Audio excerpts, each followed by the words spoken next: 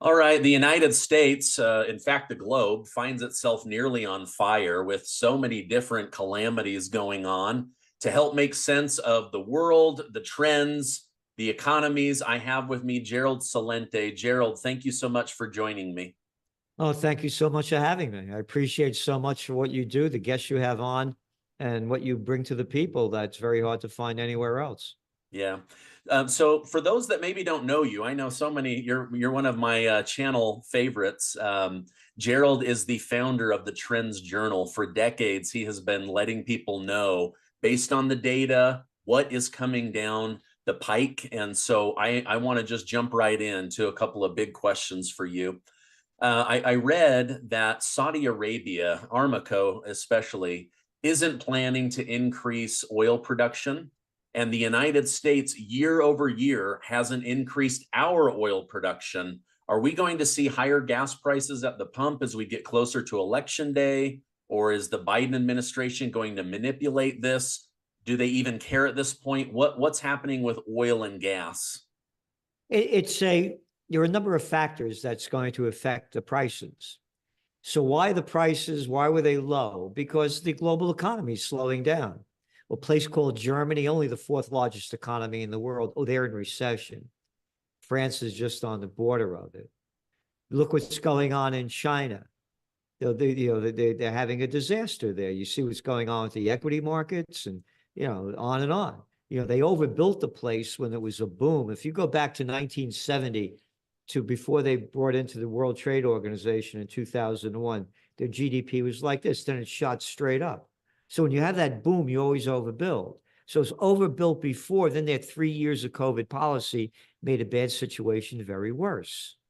Then you got Japan, and you look at their numbers coming out. The economy's going way down, retail sales going down, consumer spending going way down.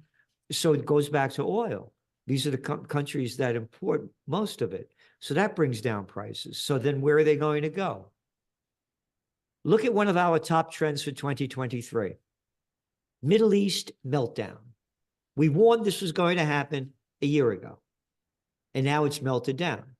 So what's the news? Well, the news is America. Let's see. Here's one. This is from CNBC on Thursday, February 8th. Oil prices rise for a fourth day after U.S. kills militant commander in Iraq. Got it? You're not, oh, a militant. Anybody that America kills is a militant. But anybody that the people trying to throw America out of Iraq, out of Syria, they're militants. How about America's the militant because you're over there? But that's the language they use, and that's propaganda. And that's what people swallow, and that's what we do differently in the Trends Journal. We write what they say, and then we give you our trends analysis and trend forecasts. And think for yourself. This is what we see. This is what they're saying. This is where it's going. And this is what you might want to do. So going back to oil. Should the United States and Israel or Israel attack Iran, you're going to see Brent crude, which is at this time on February 8th, was trading around $82 a barrel. You're going to see it spike to over $130 a barrel. And that's going to crash the global economy and the equity markets. It's right on the brink of doing that. And it's not reported at all. Nothing. Instead, propaganda. Oil prices rise for a fourth day. So when Senator Lindsey Graham and Representative Dan Crenshaw, when they say we should bomb the hell out of Iran, are they thinking what happens the next day when the stock market melts down, when the world goes into panic, when the price of oil shoots through the roof, or do they not take any of that into consideration? Look at the cover of your Trends Journal this week. How can you be so stupid to listen to these arrogant, moronic little politicians? How gutless and stupid can people be? Look at that little piece of crap, Lindsey Graham. A little boy of nothing. A little warmongering freak that couldn't fight his way out of a paper bag. Hey, Lindsey, did you come out of the closet yet lately? Look at these little warmongering freaks. Not a war that they didn't love. Why do you ask a murderer, a psychopath, or a narcissistic freak why they're like that? That's who they are. In a country near you. Sunak over there in the UK. How about putting an F and a C in it? A little boy of nothing, Olaf Scholz over there in Germany. A little Carlson Macron with his fake hair and his little pecker like this, all right? One after another telling you what to do. They're maniacs. Oh, as you well know, or may not know, I used to run major political campaigns in Westchester County, the richest county in America in the 1970s. I was the assistant to the Secretary of the New York State Senate. I designed and instructed American politics and campaign technology, how to run political campaigns, and taught it at St. John's University. I got the picture of me picking up Ronald Reagan when I was 30 years old, 2 days before he's announcing he's running against Gerald Ford, and put on a brunch for 16 of our board of directors. I've been around with presidents, prime ministers, and princes. It's a freak show. And the freaks are running the show in front of everybody's eyes to see. Yeah. Wow. Okay, so that's a terrible situation. Other than you and I are both for peace and want to avoid war, just the financial, the economic meltdown would be more than the globe could handle. Absolutely. But when, as I say, when all else fails, they take you to war. What followed the Great Depression? Oh, World War II.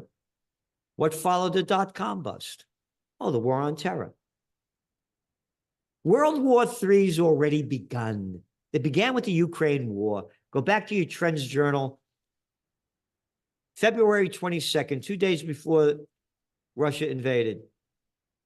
From COVID war to Ukraine war to World War.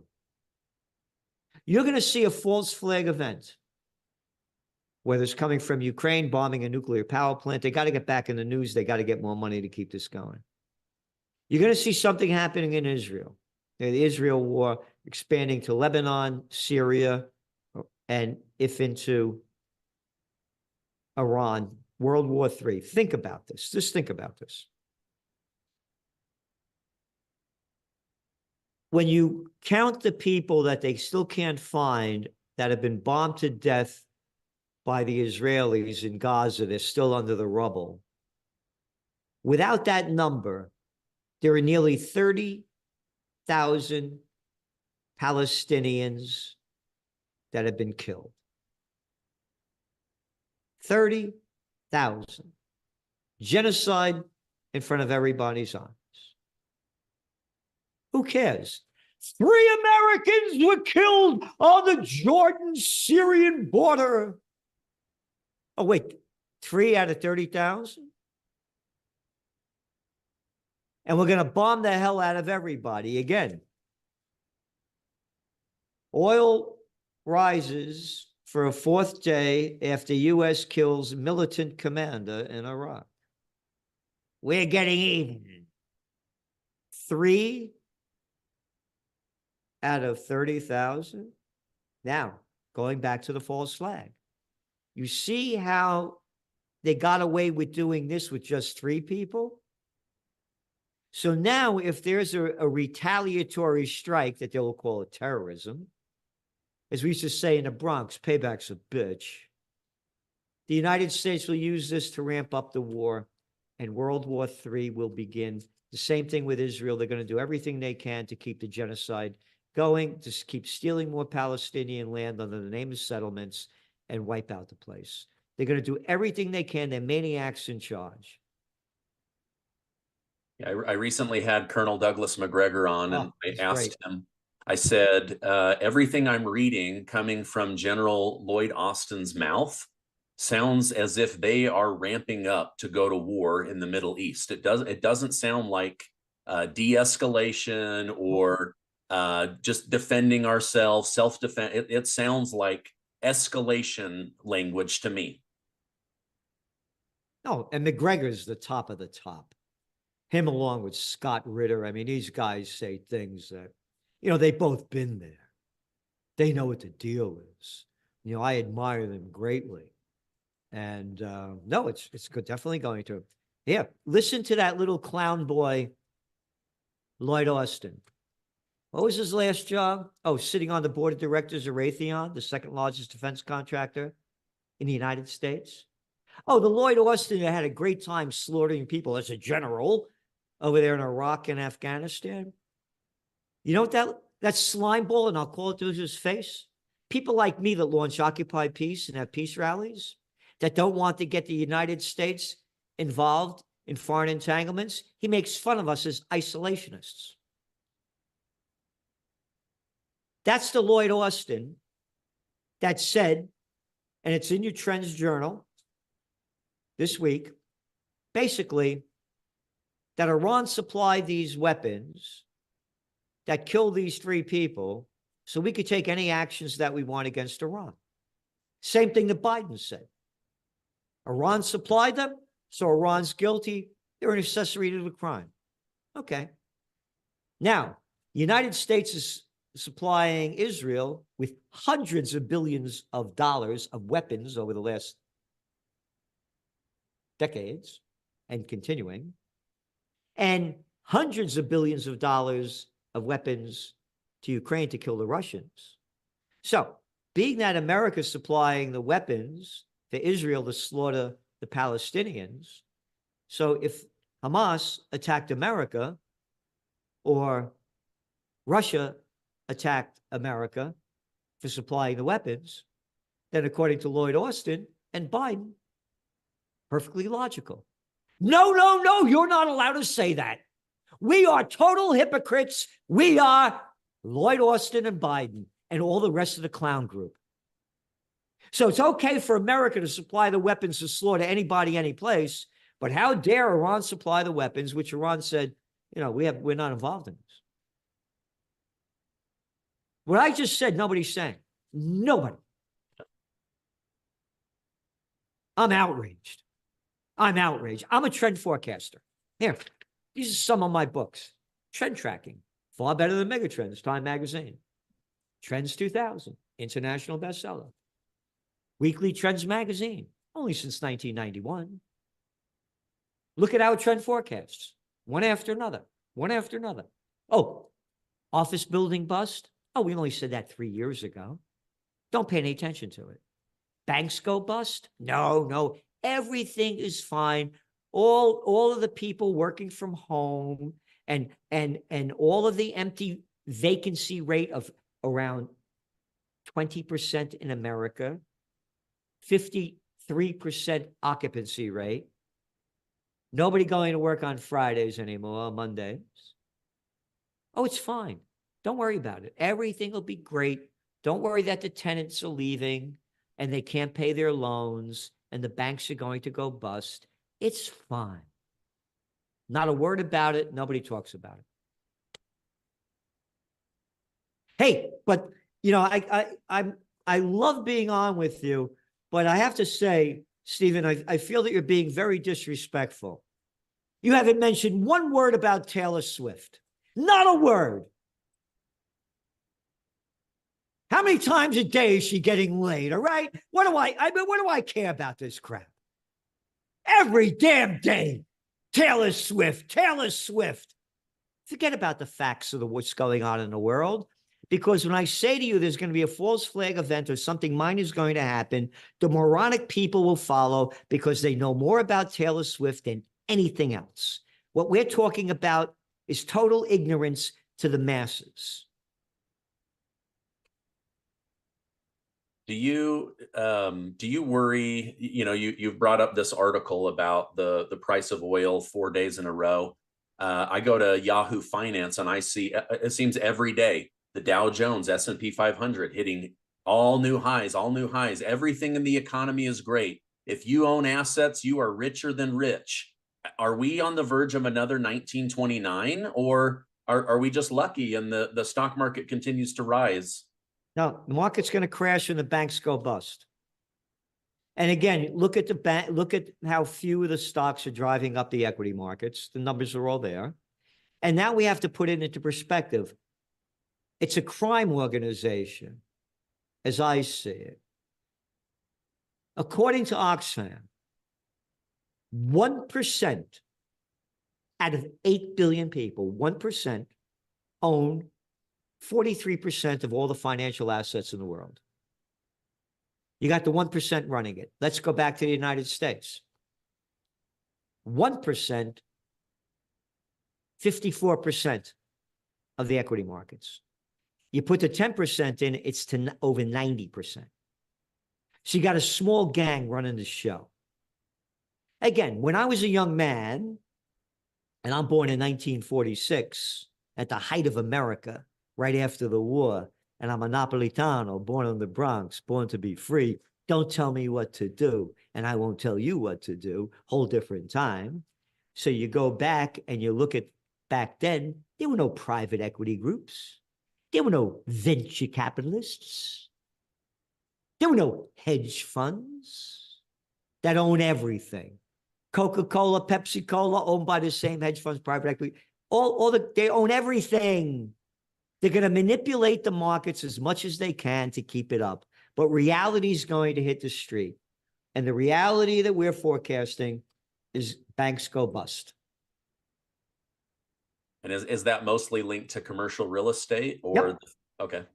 Absolutely. But office buildings particularly. And again, people aren't putting the facts together. If once upon a time, when people used to commute, there were businesses that profited from the commuters.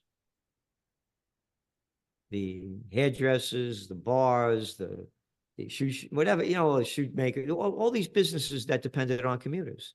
Gone, gone, gone. Here, foot traffic in Manhattan is down 33% from before the COVID war. As I said, the data's there. You go to Castle Systems. Hardly anybody's going to work on Friday. Friday used to be, woo, let's go out and party, it's happy hour. No more. Happy's gone, gone. Oh, again, in your Trends Journal this week, Generation Z, going to bed early, sleeping the night away. When I was a young guy, we're going out at 1 o'clock in the morning. There are bands playing everywhere. Phew, we're rocking and a rolling, bopping and a reeling. No more. No more. Dead. Dead, dead, dead, dead, dead. I'm 15 minutes from Woodstock. I'm up there a couple of weeks ago on a Friday night. I leave the place, streets are empty. 8:30 at night. There's only like two joints over there that do music anymore. It's gone. The damage of the COVID war is incalculable. Incalculable. Oh, the stories that came out, crime rising in Washington, D.C. Oh, in Oakland, California. Oh, it's a mess. They can't people. No kidding. COVID war brought it. We warned about this. When people lose everything and have nothing left to lose, they lose it. They lost it. And young people have lost their minds from what they did to them with the COVID war. And we could keep going on. Yeah. Oh, gosh.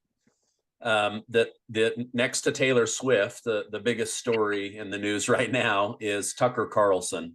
Yeah. He's gone to Russia. He's interviewed President Vladimir Putin. Now the European Union wants to sanction him. The White House is mad at him. The CIA is mad at him. The NSA is mad at him. Isn't he doing his job as a journalist? Why is there so much hatred from one side towards Tucker Carlson? One of my books, I have it here, it's called What Zizzy Gave Honey Boy. Oh, 1 second, it's right here.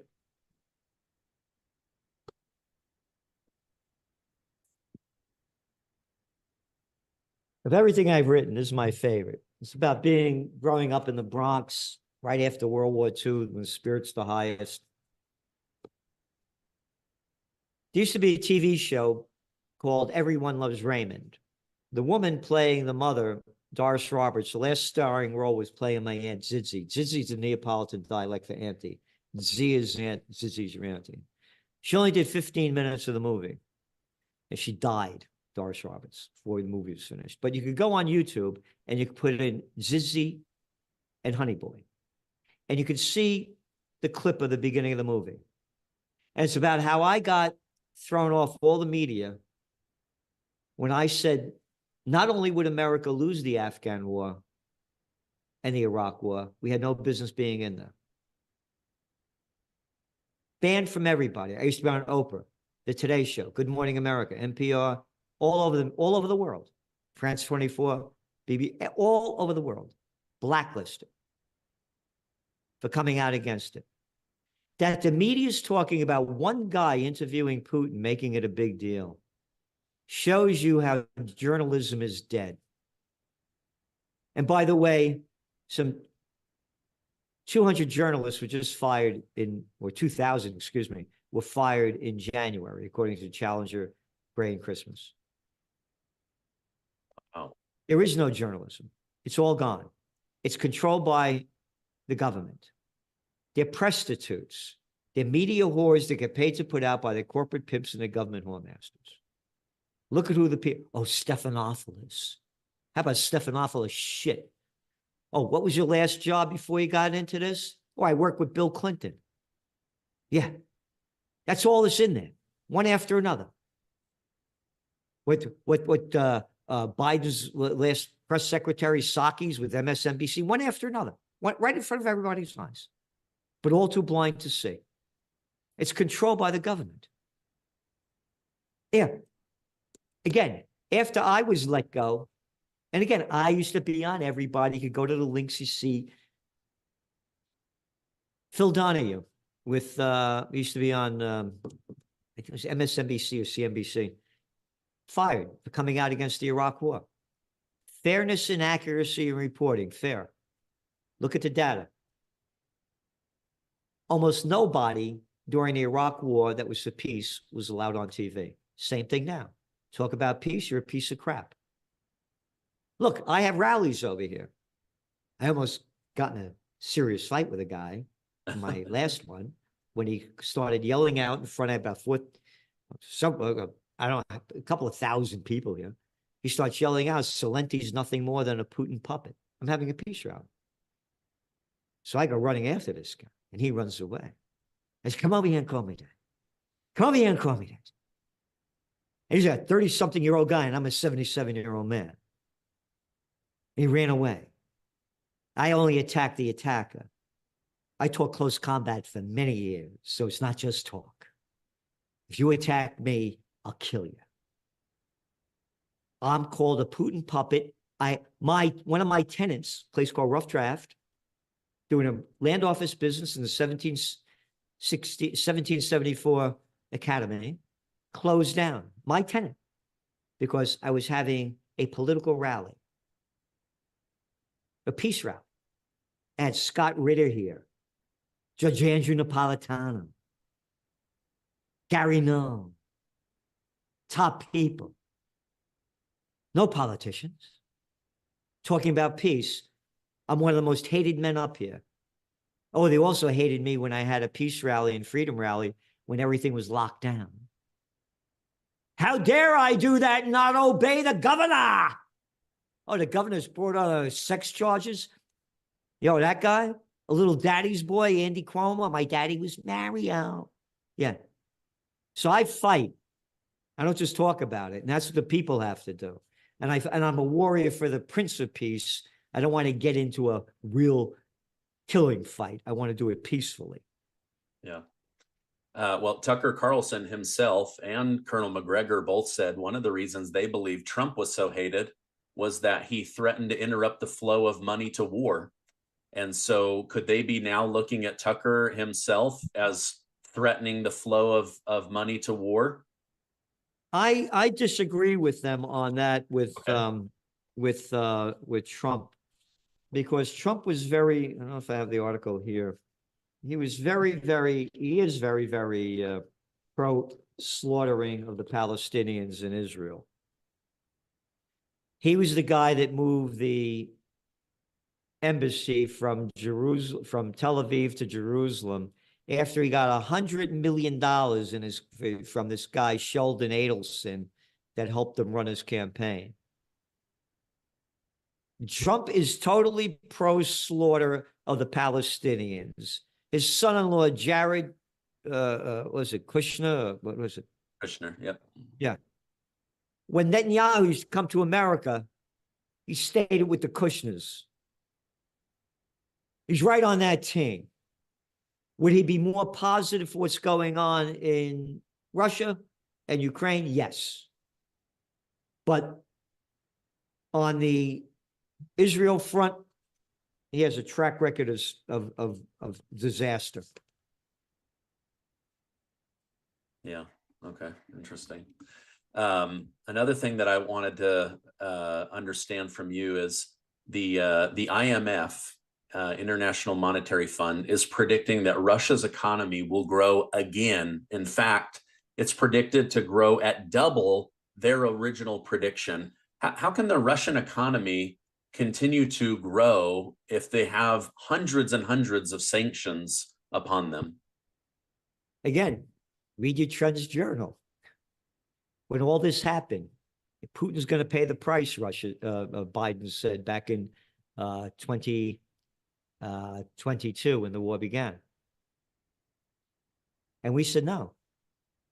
Russia's is one of our top trends, self-sustainability.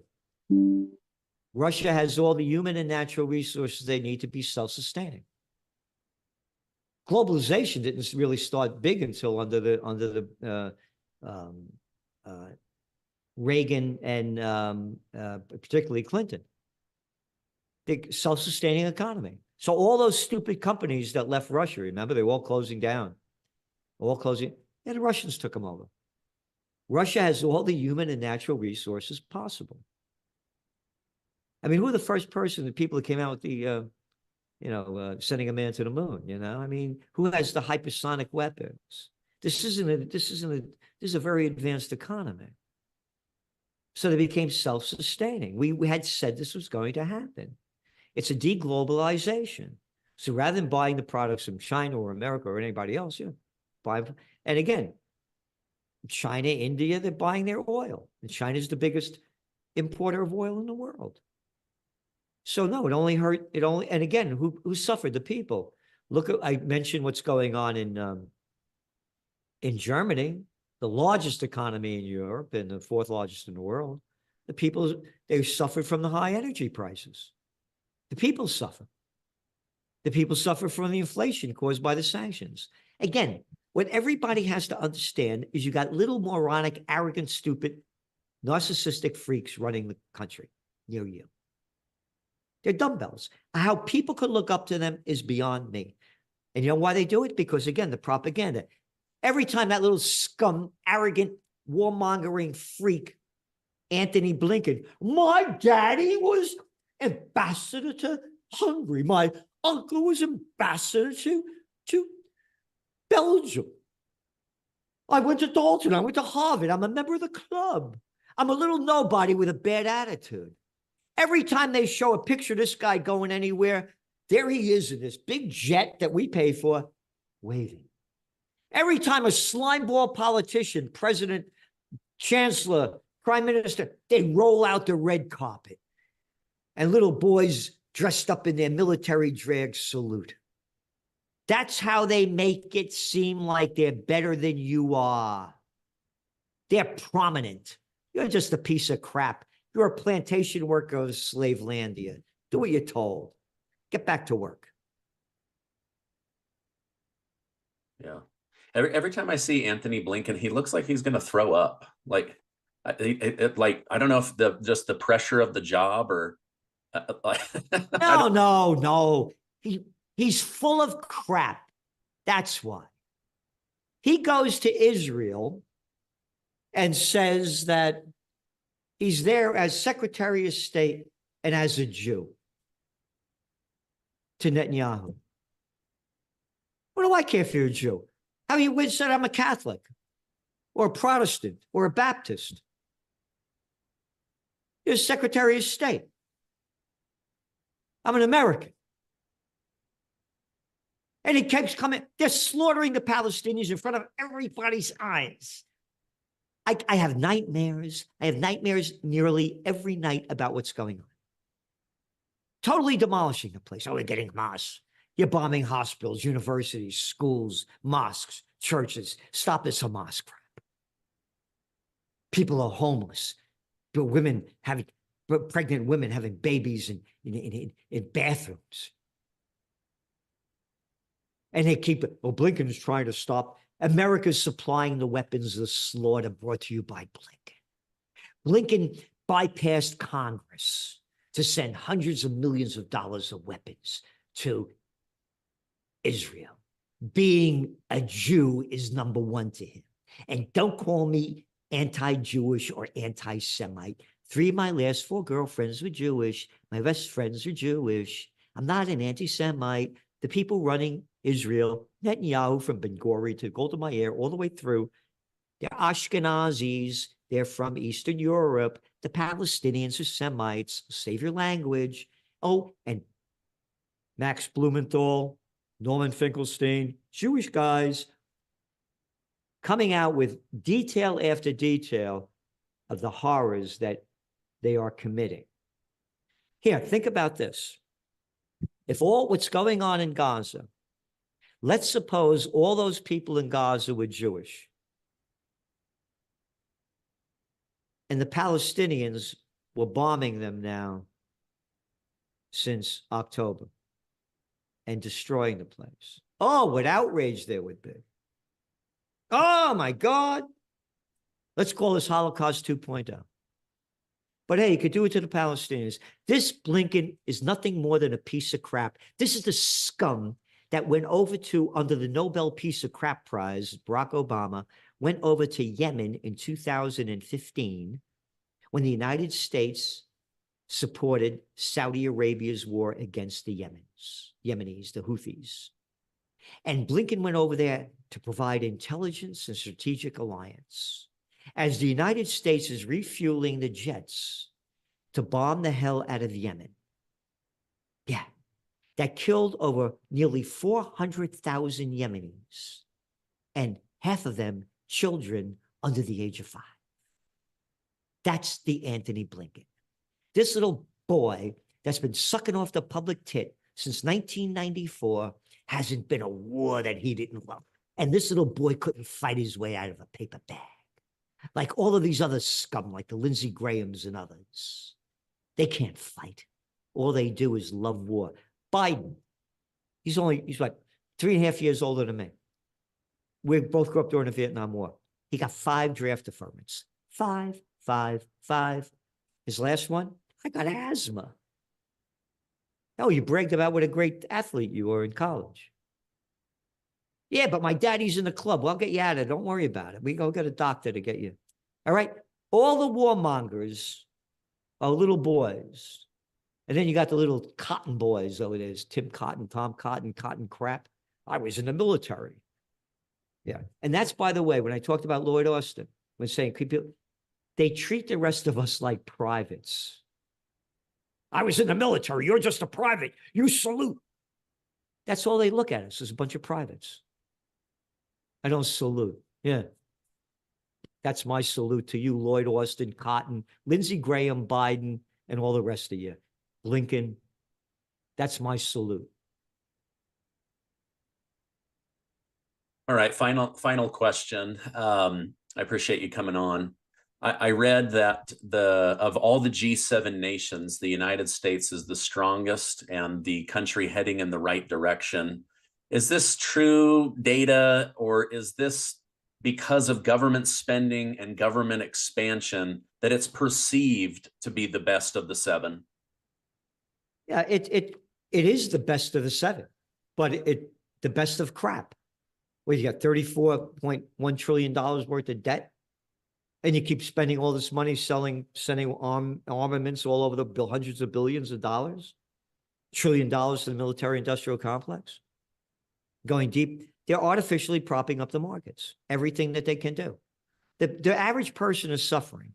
Again, go to Thursday's Wall Street Journal, go to Thursday's New York Times. 2 days, it just hit me about how the average American doesn't feel that the times are good. They go to the store, oh, inflation's gone down. Wait a minute. Here, go back to 1973. When you put in inflation, the average price of a car was $22,000 when you put inflation in. It was like only a couple of thousand back then. But you put inflation in today, it's worth 20,000, 22,000. What's the average price of a car now in America? Almost 50,000. Oh, but inflation's gone down. Price of a home. The average price of a home in America is almost $400,000. Your median household income, meaning two people working, 74,500. How are you going to afford a house? Again, you go to Thursday's New York Times, go to Thursday's Wall Street Journal,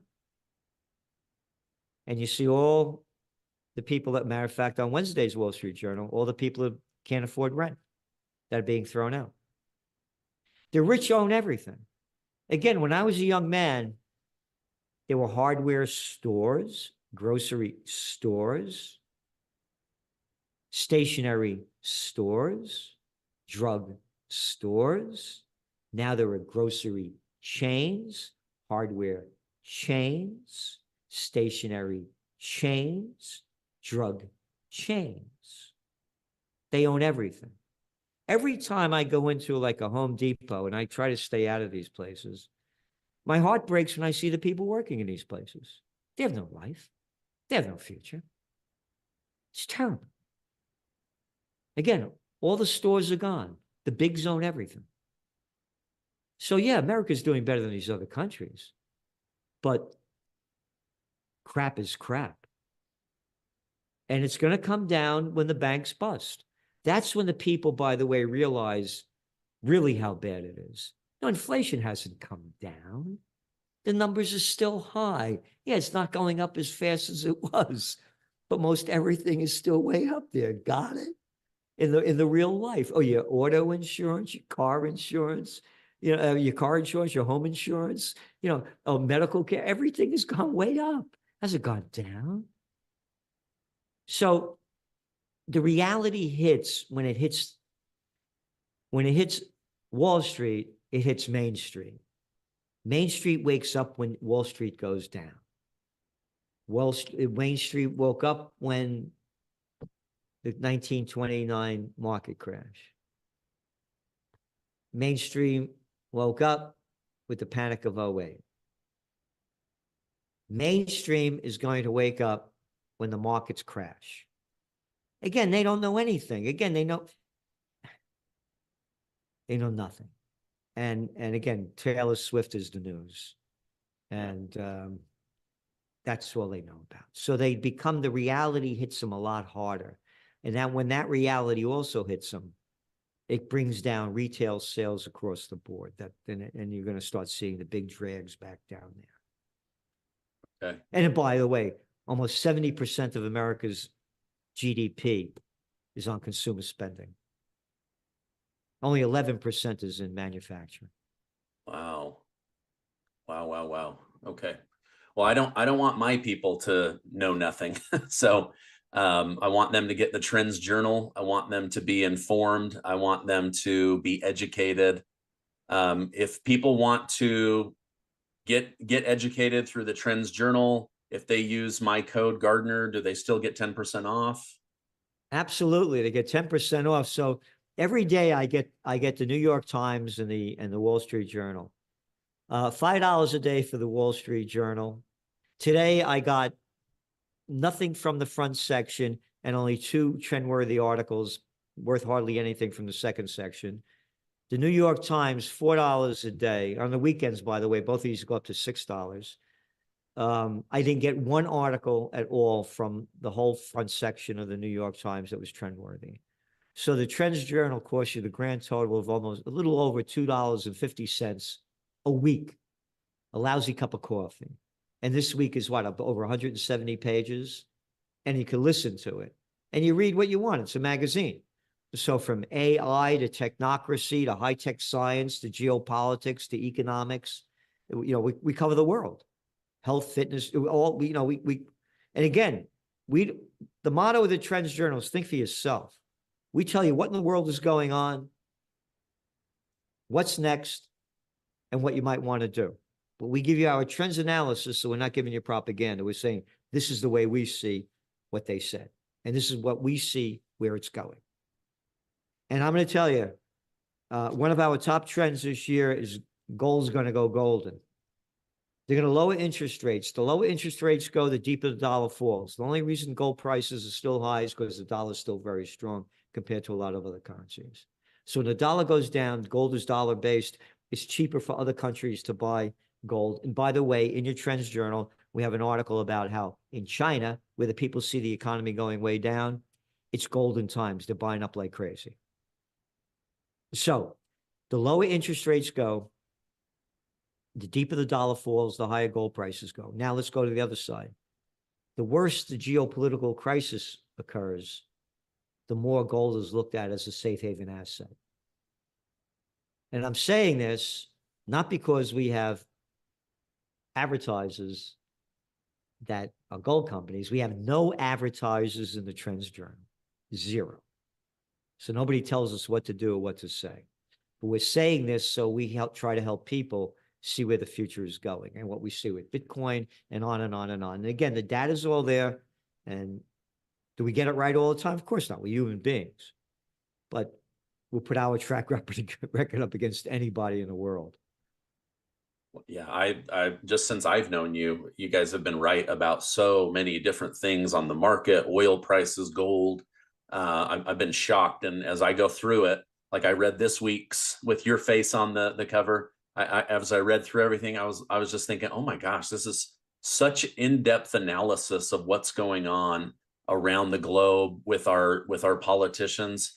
It was just so insightful. It's why I keep having you on. It's such good information that people can rely on. So thank you and your team for putting that all together, and I'll make sure to leave a link down below.